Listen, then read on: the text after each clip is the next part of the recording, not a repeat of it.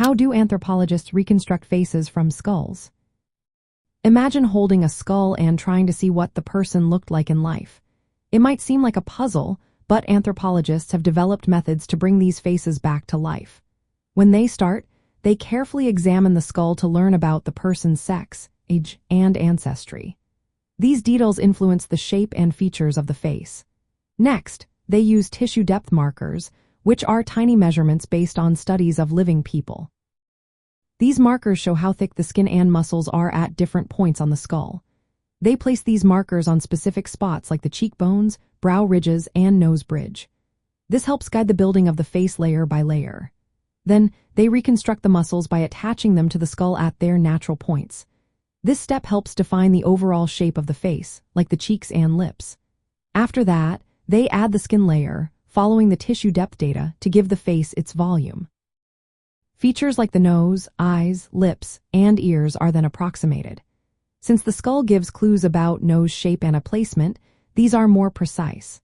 But features like the ears and lips are estimated because they leave little skeletal evidence.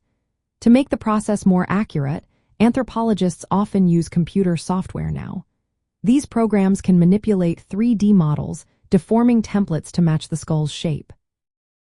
They also consider the person's population background because facial features and tissue thickness vary across different groups. Sometimes, they compare the reconstruction to photographs or relatives' images to check for accuracy.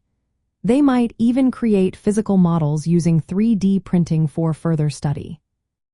This process is used in forensic cases to identify unknown remains, in archaeology to visualize ancient humans, and in history to understand how humans have changed over time. It combines scientific knowledge of anatomy and variation with artistic skill, helping us see faces from the distant past or from skeletal clues.